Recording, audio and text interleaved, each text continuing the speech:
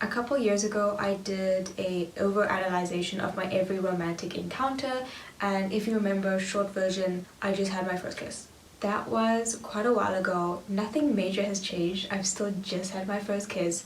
However, I have had some trauma. You will definitely lose respect for me. It's going to be another overanalyzation of small little moments that I blew up in my head because I am a Pisces. First is when I moved here in Cape Town. I moved in the middle of uni and I was a UNISA student, which is online. So I moved provinces. I wasn't meeting new people because my university was online. When I was at Cape Town, I still had my high school friends, but now I literally had no one. I had my cousins. My cousin was 7. I decided to download Tinder.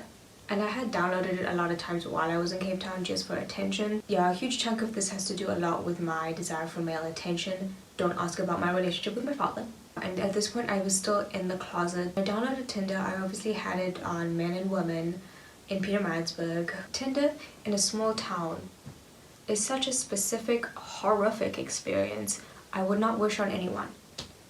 Except for the people I'm about to list to you. There were obviously a lot of talking stages. I once again did it for attention. I did it because to fill a void. I would download it, use it a lot, talk. I had no intention of meeting anyone. I had no ability to meet anyone. My parents weren't letting me drive. I matched with this girlie, I think, in Durban, because at this point there are 5 queer girls in Pietermaritzburg and I had talking stages with them. She messaged me first, no experience, sort of in the closet, and along with that I had really bad self-worth, which you will see a lot in these stories. I had no confidence, I had no courage. Setting boundaries was not a thing for me. After that, with my TikTok era, people are like, oh, she's cool, I want to be friends with her. Understandable. I want to be friends with every single person that I follow. Ariana Grande and I are besties.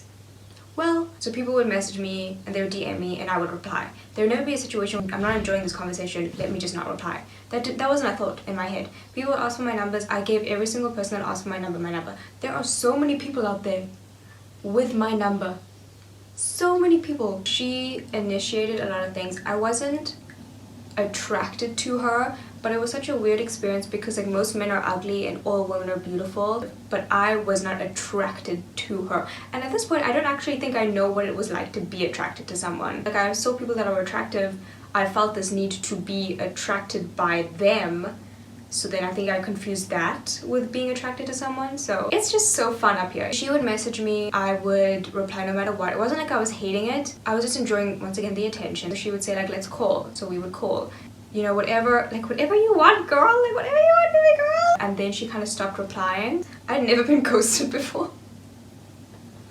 In Tinder, it would die off. We'll talk on Tinder, we'll maybe move to WhatsApp, and then we'll die. But I'm like, we spoke on the phone together, how could you just you know? But essentially she ghosted me. I was not aware about that. It didn't click for me that she was not interested and she ghosted me. I don't think I was into her. I think it was also a pride thing. I would find memes and stuff and message her to see if she would reply, and then she would reply and I was like, okay. I would feel this release, okay, if she's replying, then she's not ghosting me. I was like, is she over me? But she would reply, and then, but it's girlies, if you're saying this, take the disrespect as a sign. If you have to do all of that, that is not your wife. That's not your husband, that is not your spouse.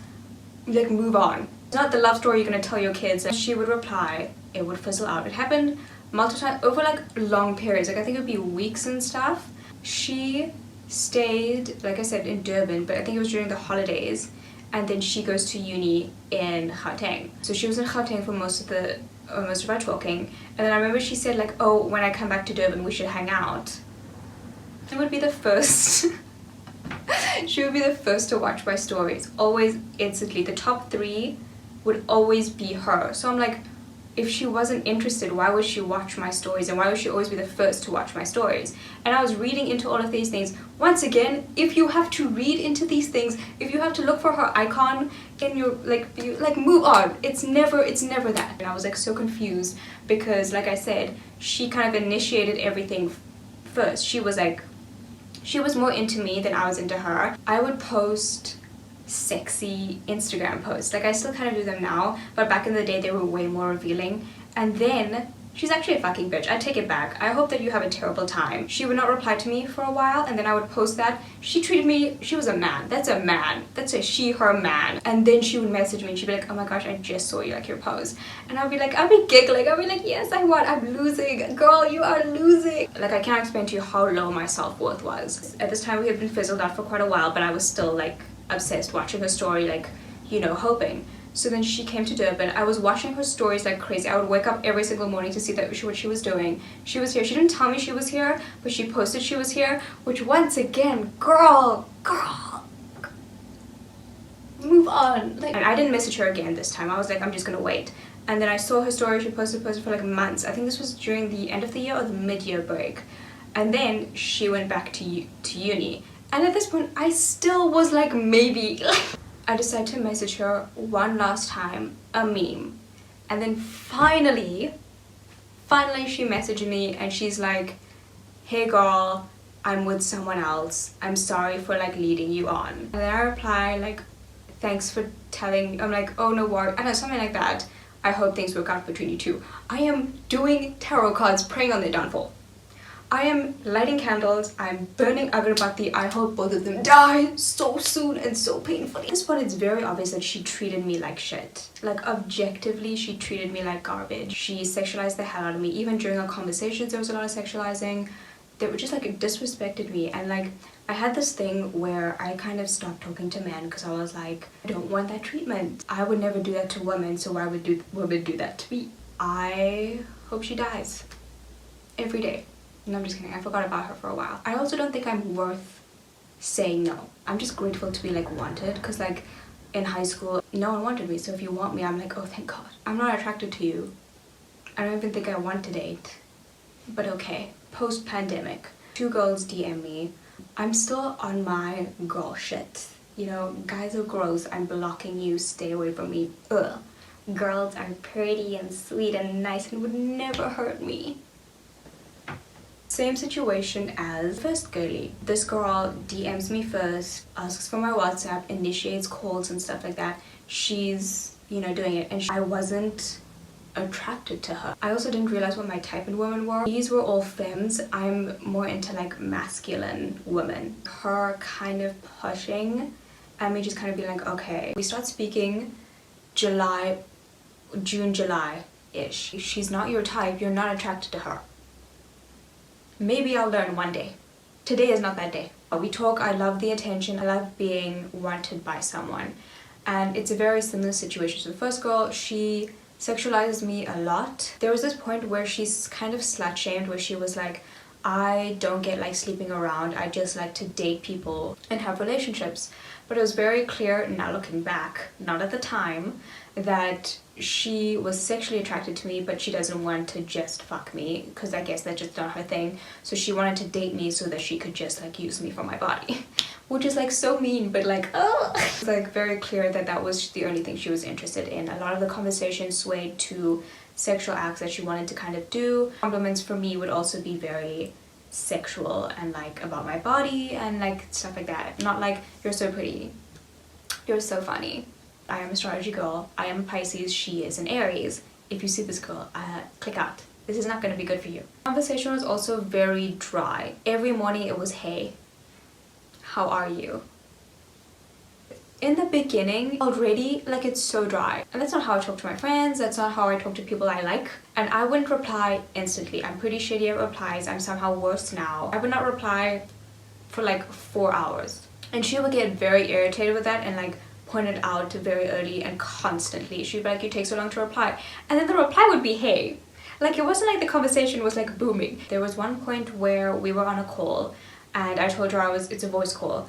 I was scrolling through Pinterest and she got irritated. She was like, that's so rude. And I'm like, why? And she's like, that's because it's the same as if we were on a date and you were scrolling on your phone. And then I'm thinking, no, because if we were on a date and scrolling on my phone, you would see that I was scrolling on my phone. You don't see that I'm scrolling through Pinterest. You only know because I told you. Completely different. You know? And I said like, no. And she's like, okay, it's fine. But like very, very early on, she would get very kind of not controlling, but like decide what she wants from me and the type of person that she wants me to be, which like that's normal for a relationship. You grow and stuff like that, but very early in the talking stage, this is when you discover if you like that person, and then you're like, okay, we'll go forward. You clearly don't like me, girly. We hate each other. Like, you don't know this, but we hate each other. At this point still, I have not been on a date. I have a little bit more freedom. She's like, I'm coming to Pietermaritzburg. Once again, she doesn't say in Pietermaritzburg, for like, oh, she used to work here or something. Would you like to go on a date? I know my standards for myself are low, but she was like, oh yeah, we can meet here between things.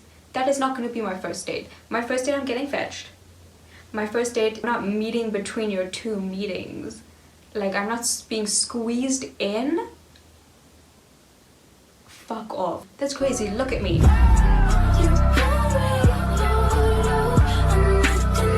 And then personality on top of that. Insane. I still say yes though. The days leading up, I don't get a message from her. Like, we talk about other stuff.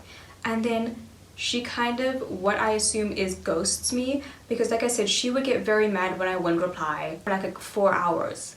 Like, she wanted those replies. So then when she stopped messaging me for about 2 days, I'm like, she ghosted me. I complained to my friend. My friend is like, you're not being ghosted. But I'm like, I'm ghosted. I'm gonna move on. And thank God for that, what I think at the time is being ghosted. Then I felt this like relief, and I'm like, oh, I did not like that situation at all. That was not fun for me. And then yeah, like I get this relief, I get to move on. Then days go by, she messages me, hey. You can't message me hey after being so annoyed that I don't reply for so long. You make a date with me, you don't reply, you disappear for weeks, and then it's fucking a hey? One thing about me, I'm gonna get disrespected. Disrespected by people I'm not even attracted to. That's crazy. I don't open it. I'm free. I've moved on. It's, you know that meme with like the shackles, like the chains? I'm free. She says again after a few days, hey, can we talk? I still don't reply. She messages me, she replies to my story on Instagram, I don't reply. Call that being ghosted, you know? Girl number one, that is how you ghost someone. You don't reply to their messages. You don't reply to their DMs. I muted her stories. I did not engage with her whatsoever. And I made a decision. Was it the right one? No. But I still made it. I was like, I'm not gonna do to me what the first girl did to me, but I still did something wrong. I could have just said like, hey girl, I'm not interested, let me move on. That was on me. Once again, I'm terrible at confrontation. I have no backbone. I don't know how to set boundaries. That's all my fault and in my control.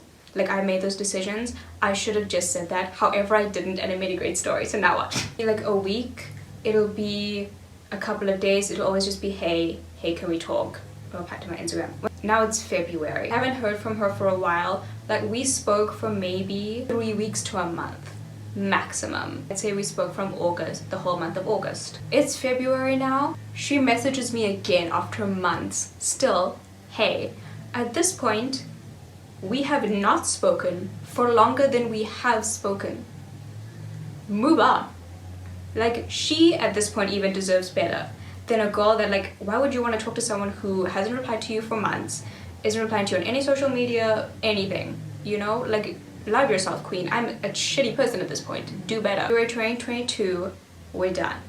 That is her last message. August of 2023, I have a new phone. I have an iPhone at this point. That was a big moment. If you remember, I moved on from recording on my iPad. I am a completely different person now. I get a message from an unknown number. Hi.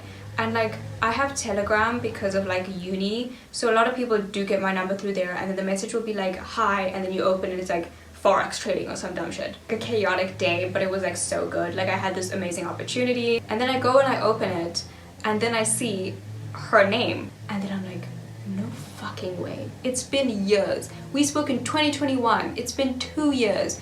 And it's not even like we had a great time while we were talking, where it was like this beautiful whirlwind, intense romance that, you know, you can have those for like a month. And then it, like, just for weeks and years and decades after you hold on to that, it was just hey.